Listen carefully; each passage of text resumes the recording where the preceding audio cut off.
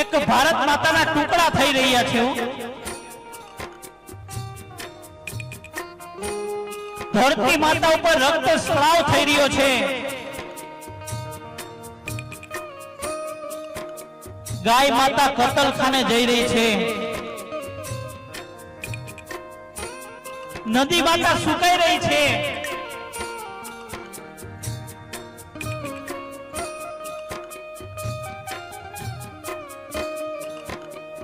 અને ઘરની માતા વૃદ્ધાશ્રમ તરફ જઈ રહી છે।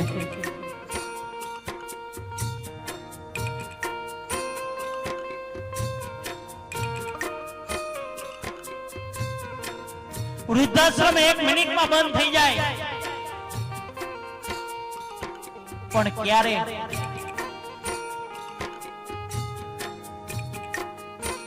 આ વૃદ્ધાશ્રમ ખુલ્લા નહીં તો આપણી કાયરતાની નિશાની છે બાપ। કે દરેક સમાજની અંદર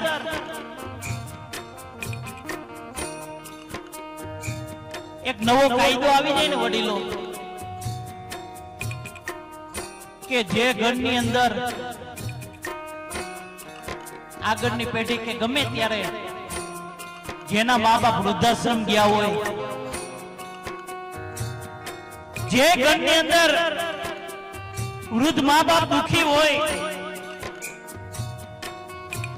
જે ઘરની અંદર વૃદ્ધાશ્રમ જોયું હોય ને, એના ઘરની દીકરી લેવી નહીં ને એને દેવી નહીં।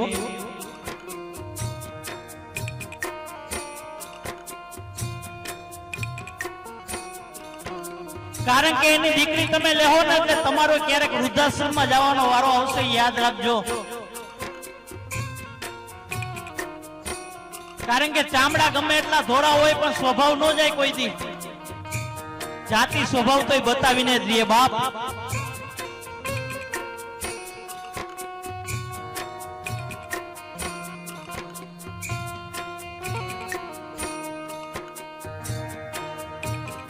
માતાઓ તમારા મા બાપને વૃદ્ધાશ્રમમાં મૂકવા જાય તમે હા પાડો ખરા? જોરથી બોલો, તમારા મા બાપને વૃદ્ધાશ્રમમાં મૂકવા જાય તો હા પાડો? તમારા મા બાપને વૃદ્ધાશ્રમમાં મૂકવા જાય તો હા પાડો? તમારા સાસુ સસરાને વૃદ્ધાશ્રમમાં મૂકવા જાય તો? આયા તો સમજનો પરિવાર બેઠો એટલે ના પાડે હો। બાકી બીજા અમે પ્રોગ્રામ કરવા જાય ન્યાય બાયું કે હા મૂકી આવી, કારણ કે હા આમાં ભળવી દે બાપ।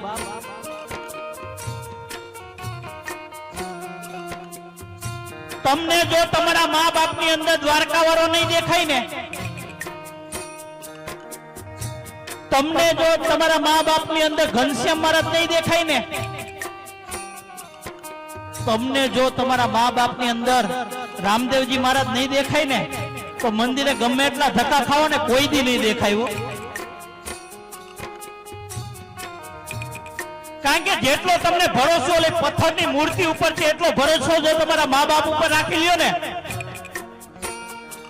તો લેખના મેઘ મારી દે બાપ। કારણ કે ઓલી મૂર્તિ બોલતી નથી ને એટલે બધાને ગમે હો। બાકી આ બોલતી ને ચાલતી મૂર્તિને તમે એકવાર સેવા કરી લ્યો ને,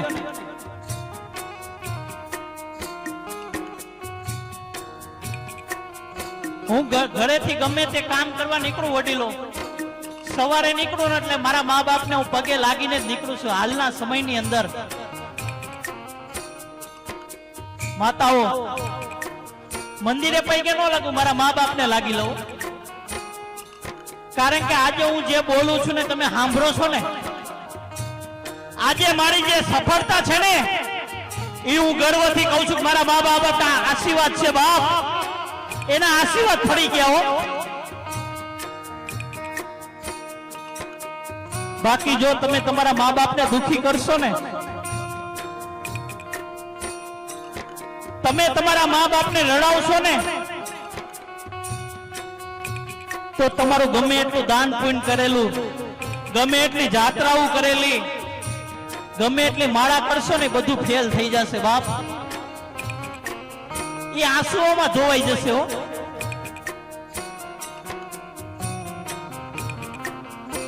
माँ बाप को मत सताना, उसका दिल रो देगा बाप। माँ बाप को मत सताना, उसका दिल रो देगा। जो मेरा भगवान सुन लेगा ना तो तुझको जड़ा मूળ से उखाड़ के निकाल देगा बाप। તમે જો તમારા મા બાપને રડાવશો નહીં, મારા દ્વારકાધીશના કાને શબ્દો અથડાણા ને, એનો અવાજ જો મારા ઘનશ્યામ મહારાજના કાને વયો ગયો ને, તમને આ દુનિયામાંથી ઉઠાવી લે બાપ।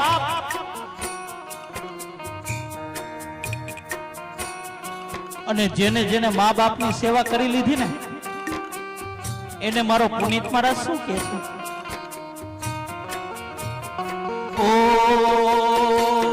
ભીને સુઈ પોતે અને સુકે સુવાડ્યા આપને, સુકે સુવાડ્યા આપને, સુકે સુવાડ્યા આપને, ભીને સુઈ પોતે અને સુકે સુવાડ્યા આપને, એ અમીમય એ આંખને, એ અમીમય એ આંખને ભૂલીને ભીંજવશો નહીં। ભૂલો ભલે બીજું બધું, મા બાપને ભૂલશો નહીં। અગણિત છે ઉપકાર એના, એ હવી સરશો નહીં। મા બાપને ભૂલશો નહીં, મા બાપને ભૂલશો નહીં।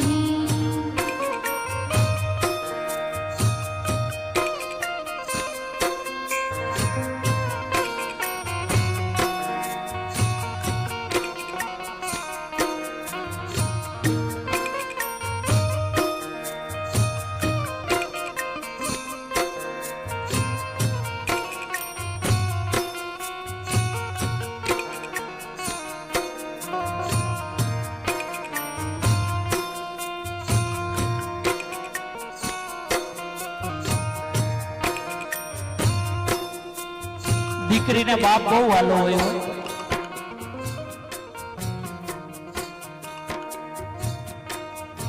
દીકરી વર્ષાબેન અને ઉષાબેન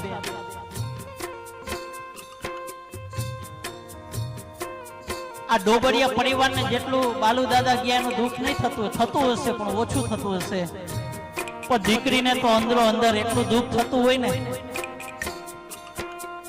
કારણ કે દીકરીને બાપ છે ને એ તો કાળજાનો કટકો હોય બાપ।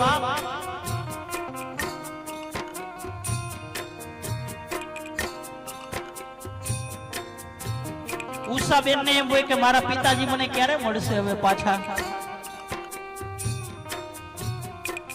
વર્ષાબેન ને એમ હોય કે મને મારા પિતાજી ક્યારે મળશે, કારણ કે આ દુનિયાની અંદર એને કઈ પણ તકલીફ પડે ને એટલે તરત જ બાપને ફરિયાદ કરે હો, પપ્પા મને આજે આ તકલીફ છે પપ્પા।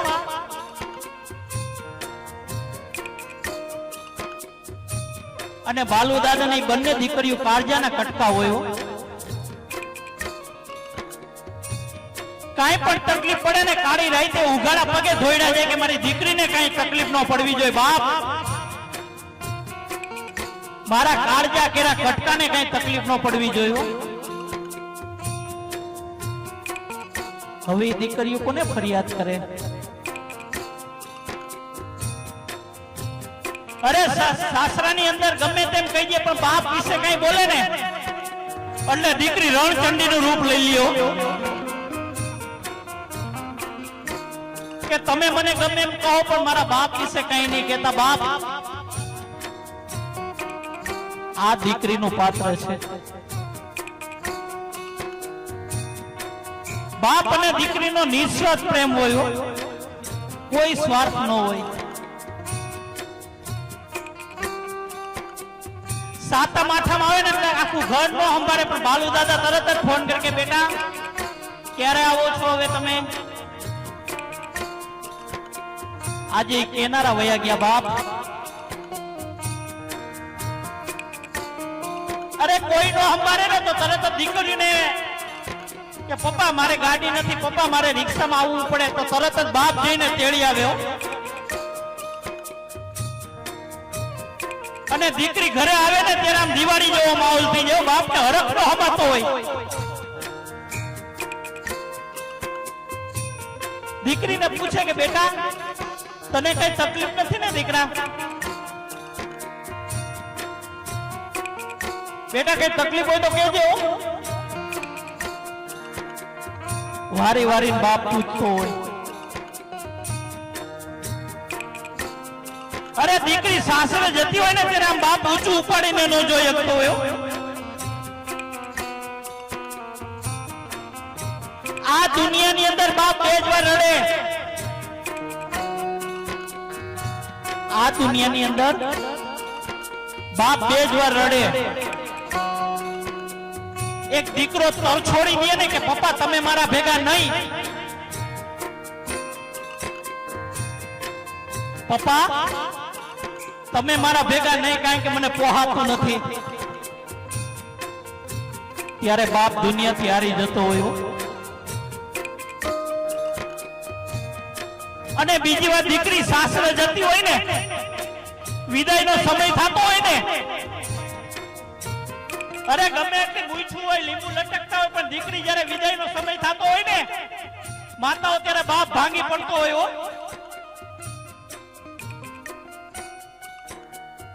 કારણ કે દીકરીની વિદાય ન થતી હોય, એના કાળજાના કટકાની વિદાય થતી હોય.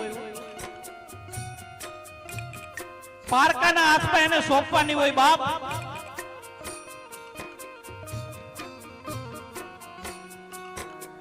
અને ઈ વેદના કોને ખબર પડે? જેને દીકરીઓ હોય ને એને ખબર પડે, બધાયને ન પડે.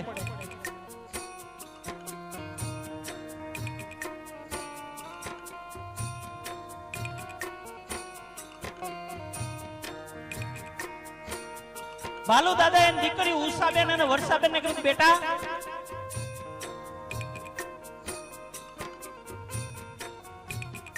બાપ સાંજે હૂતો હોય ને ત્યાં દીકરીના વિચાર કરતો હોય, કઈ પણ તકલીફ હોય ને કે મારે શું કરવું.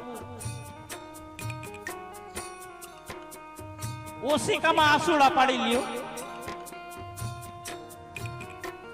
કે મારા કાળજાના કટકાને કઈક તકલીફ પડે. આખું ઘર એના બેડરૂમમાં જઈને હુઈ ગયું હોય, બાપને હક ન થાય. ફફડાથી મારતી હોય બાપ.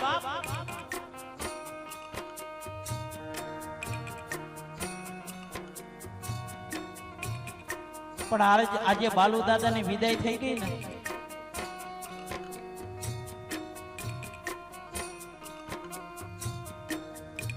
બાલુ દાદા એની દીકરીઓને એક જ સલાહ આપી કે બેટા મેં તને જે નીચ સંસ્કાર આપ્યા છે ને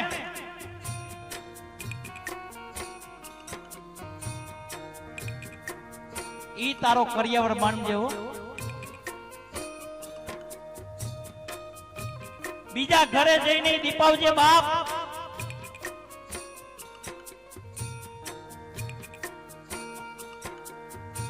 અરે બાપ માંદો પડે ને એટલે એક ફોન દીકરાને કરજો ને એક ફોન દીકરીને કરજો, એટલે તમને ખબર પડે કે પેલા કોણ આવે.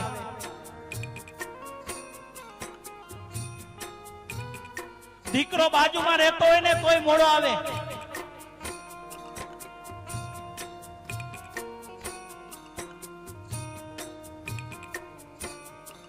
અને દીકરી તરત જ દોડીને આવે. બાપનો ફોન આવે ને કે પપ્પા દીકરા મને આજે મજા નથી બેટા, એટલે દીકરીને હક ન થાય.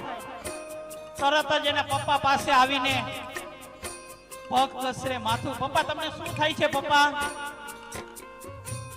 અને બાપ દીકરીનું મોઢું જોવે ને એટલે 50% તો હાજે એમનેમ થઈ જાય હો.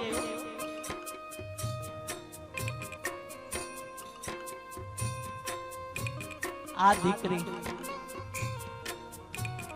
દીકરી કોઈ દી કોઈની થઈ નથી અને થાશે પણ નહીં.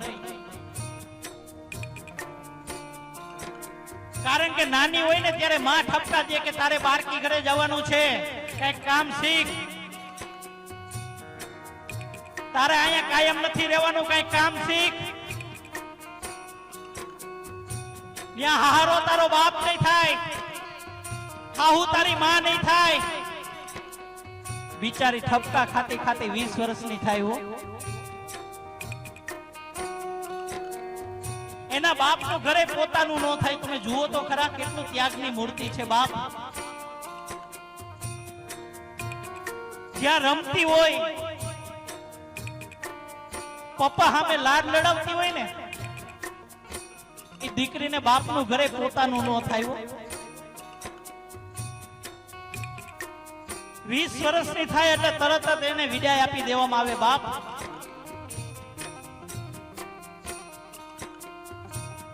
અને સસરાની ઘરે જાય ને તોય બિચારી ઠપકા જ ખાતી હોય. અરે પોતે 9 મહિના સુધી દુઃખ વેઠીને દીકરાને જન્મ આપે ને તો પોતાનું નામ ન લગાવે,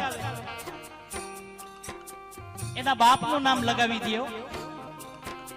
આ ત્યાગની મૂર્તિ છે.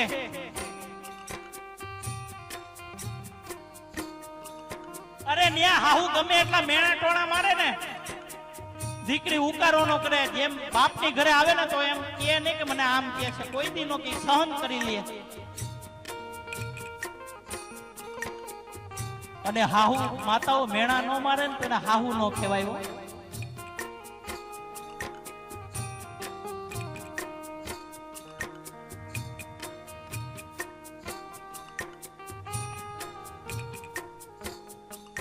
દીકરીને કઈ પણ તકલીફ પડે ને એટલે બિચારી એક રૂમમાં જઈને રોઈ લે.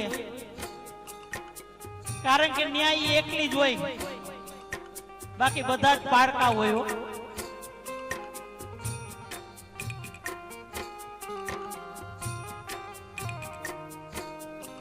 બાપને ફરિયાદ ન કરે.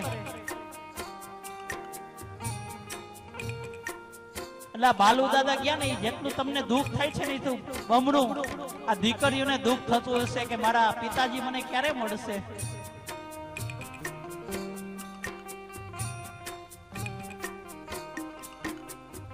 મને આવા માવતર ક્યારે મળશે.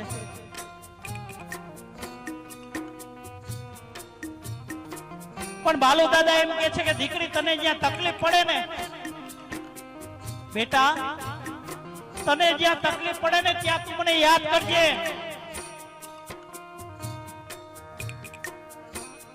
તને જ્યાં તકલીફ પડે ને ત્યાં તું મને યાદ કરીશ, હું સૂક્ષ્મ સ્વરૂપે આવીને તારા કામ પાર પાડી જઈશ બાપ.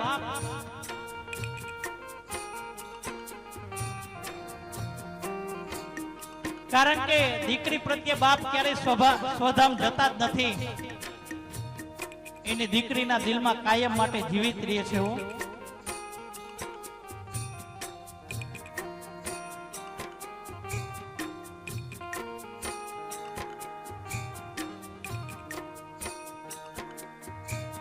ત્યારે નિસ્વાર્થ ભાવનો પ્રેમ હોય તો બાપ ને દીકરી, અને બીજું માં ને દીકરો. બાકી બધે સ્વાર્થની સુગંધ આવે છે બાપ. ત્યારે મારો પુનિત મારા શું કે છે,